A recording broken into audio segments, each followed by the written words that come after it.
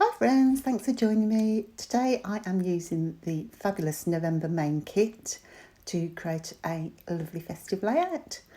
And there are loads of papers in the kit and I didn't want to use them all up on my first layout of the month because I am making a mini album. So I have been a bit frugal with the paper here. I'm sure you can sympathise with that. You kind of need to stretch the papers for a while. And I'm going to use three papers, in fact two papers, and flip one over, so the front and the back. And I'm just going to, as you can see there, just rip those papers across.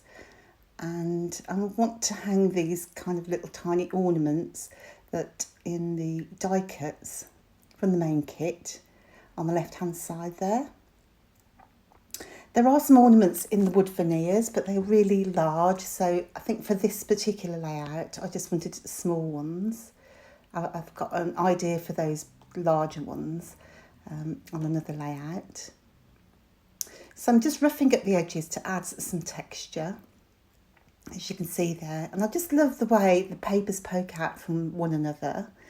I just think it's so pretty. And it's a good way to get some extra pattern paper onto a page. So I'm going to just glue those together. I didn't use tape because I do want to sew later on, and I don't know about you, but I find that if I use double-sided tape as I would normally, it gets stuck in my machine. So I'm also going to do some hand stitching, and then all the tape gets stuck around your needle and it's just havoc. So just to finish off that border, I am using a very small border punch. It's got very tiny scallops. In hindsight, I think I wish I'd have gone for a more pronounced scallop. I have got a different border punch.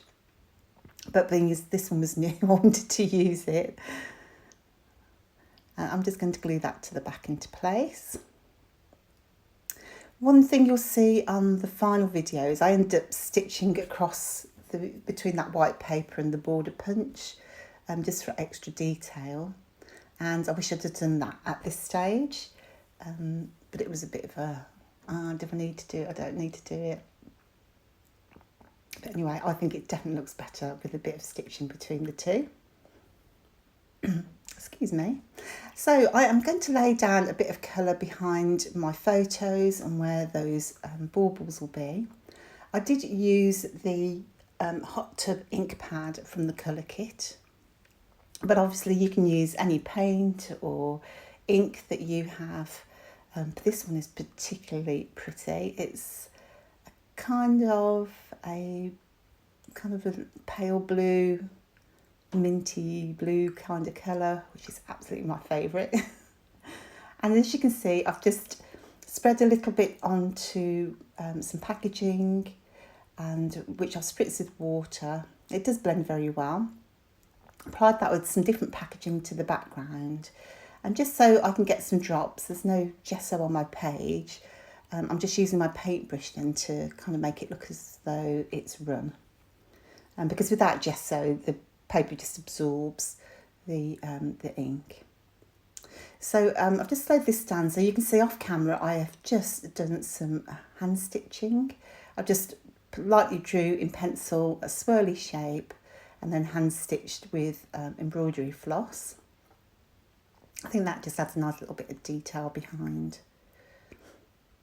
So I'm just matting my photos. I've tried to use papers that I'd used on another project, so I hate breaking into a 12 by 12 for photo matting. Oh, I just need to get over that really. Excuse me. So I love the two sort of colours that I've chosen for my photos, but I thought a nice pop of that navy blue colour would just help those pop off the page. I really love this particular pattern paper. I love things where they're just patterns that, they're so easy to use. I find them the easiest. So we decorated our tree, or put our tree up at the weekend, and so I thought I'll just take a silly selfie because, I think once your kids grow up, you just get fewer photos, or we've certainly got fewer photos in our house. So I've had to rely on a Snapchat photo. Just to add some detail to that left-hand side, I am using some little tiny snowflakes which came in the stamp kit. They're like little sparkles.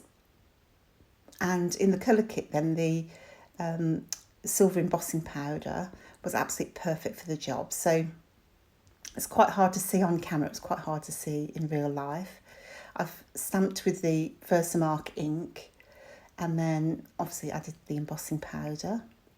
But in real life it had such a lovely sparkle to that side, and it's exactly what I wanted really. I wanted those little baubles dangling down with a bit of sparkle beside them. And I feel like I needed a few more, so, and you definitely need to do this before you add or stick anything onto that background, because your embossing powder will just go everywhere. I don't think I've done any heat embossing for so long, I almost forgot how. I'm just going to flatten that for a little while, just while it cools down, just to hopefully keep the whole thing flat. So that card obviously just turned into a tag, so I can tie a ribbon behind it. And I've decided now that I want to put it all onto cardstock. And that helps to keep my the actual background flat as well after heat embossing, because it can go a little bit curly if you're not careful. So I'll stick that down onto the background, onto the cardstock, just to keep it all nice and flat.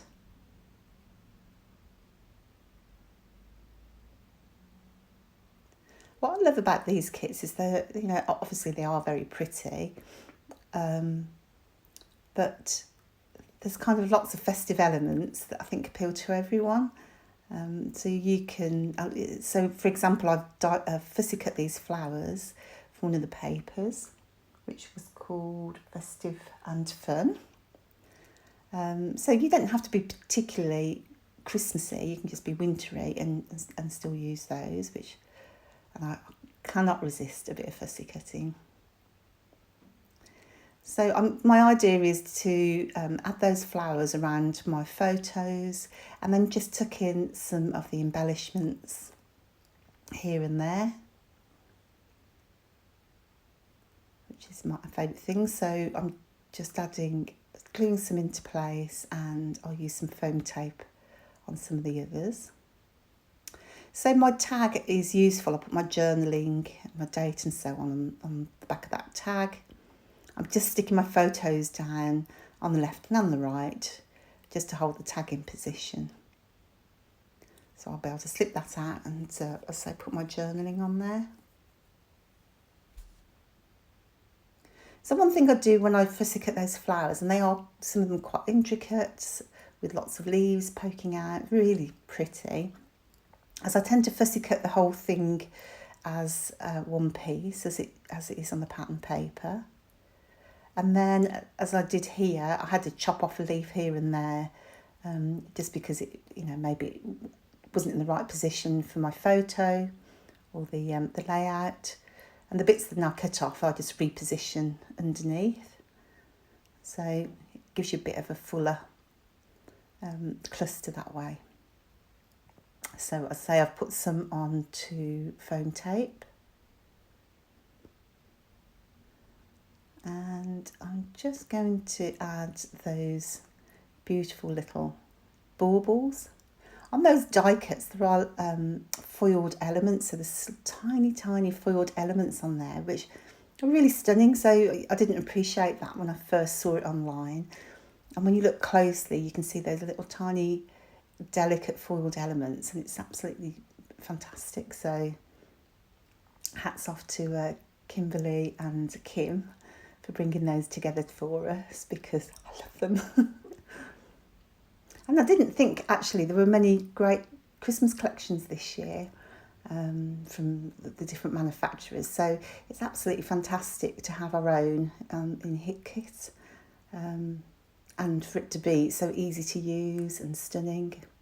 But I think they always do Christmas so well. It's actually my favourite kit of the year, as always. So I did the stitching off camera, and so I said just stitched across that border and also stitched around the edge just to finish things off. I really hope you like the layout and inspired maybe to create your own. It was really easy, wasn't it? But I love the result.